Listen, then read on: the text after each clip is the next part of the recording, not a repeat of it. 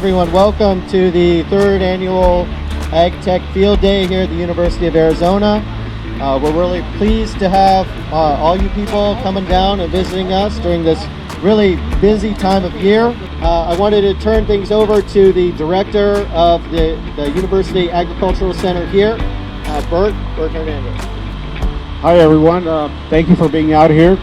This is our actually third event that we have, and as you guys can see, it's kind of growing, so that's what we're looking for, to eventually have even a bigger show out here for you guys.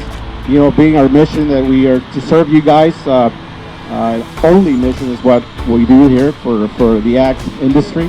So really, I think it's pretty, as far as ag technology goes, I think it's pretty fair to say that the digital revolution and technology really skipped over agriculture for a fairly long time. Technology, computers getting faster, electronics getting cheaper, and really the technology was getting fast enough, good enough, cheap enough to start combining those technologies and creating useful equipment for agriculture. So without further ado, I think we're going to roll into our first demonstration with Mantis Ag and their technology here. What we really kind of curated was the ability to identify and decipher what we're looking at in these images. We're calling it our Smart Sight technology. It's a multitude of different machine learning methods for identifying crops versus weeds, green on green, and other types of within the system. If you take a look underneath here, it's got actuated knives that you'll see on several pieces of equipment. It's also got star weeders that go into the furrow to be able to lift those beds back up. It's got discs on the side of it, so we're cutting off the shoulders and then we're putting the dirt back up on to the shoulders on the top. And as those backhoes slip, you'll see that it'll say floating. And once he drops it, on ground, and so it automatically drops. Again, everything is IP67 rated, so you can pressure wash the whole thing every morning. The other thing that we do that we do differently is the fast reconfiguration. So you'll see when we start running the machine that each individual module on the machine adapts itself dynamically to where each row is. And so when you move from one field to the next... Rated for roughly 1,400 pounds. The one in the rear is rated for 400. This particular chassis is something I'm really proud of because we can make it bigger and larger. This is set up for 40 and 80 inch beds. We will have one for 30s and 60s here in the middle of the year if you're in that type of platform. We are a robot. We're weeding and we're thinning at the same time. We're doing data probing for fields for some insects and pressure levels on plants. We're doing moisture levels. Currently, with weeding, we are doing pretty good sized weeds removal in fields. So if you're dealing with large furnace land, we can handle that. This is the whole computer box. We have one of these for each line. There's a camera in there. There's a computer that runs it. The computer's under this heatsink. It's about the size of a credit card. And that's able to do all the work you need to do the thin.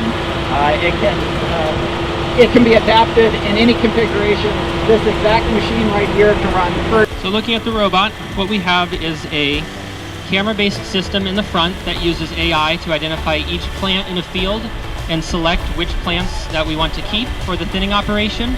And we can easily adjust what spacing we want, how much margin around each plant we want, so that can be tuned to specific fields as needed. And what we've been working on is the concept of using band steam. And in band steam, what we're doing is we're applying or injecting steam just into some narrow bands, 4 inches wide by a couple inches deep, centered on the seed line to heat the... It's a laser that's not in the visible spectrum of light, so it's not going to reflect like you would see a visible light laser pointer.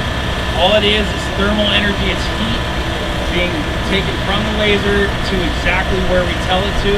Our predict cameras say, hey, there's a heat coming up. Our target camera says this is where you should shoot it.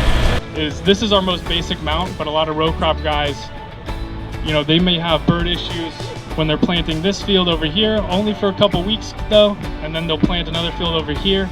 And so their burr issues in that regard are sort of constantly ever changing and moving.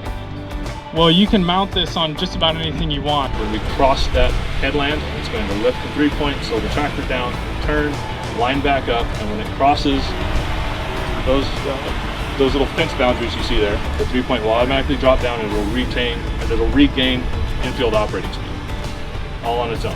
And then when we get what all the operator where we can change the angle of the knife, the depth, pretty much all the parameters you can think of in order to come really close to the row. In this case, it's specifically set up for direct seeded crops, whatever it may be, like lettuce. We have a lot of safety sensors built in, things, design the thing from scratch to be a little bit safer than the 60-year-old models. But what it does, this is all out in the headlands further, pulls a piece of pipe, the guy goes in, grabs it as he's taking it to put it on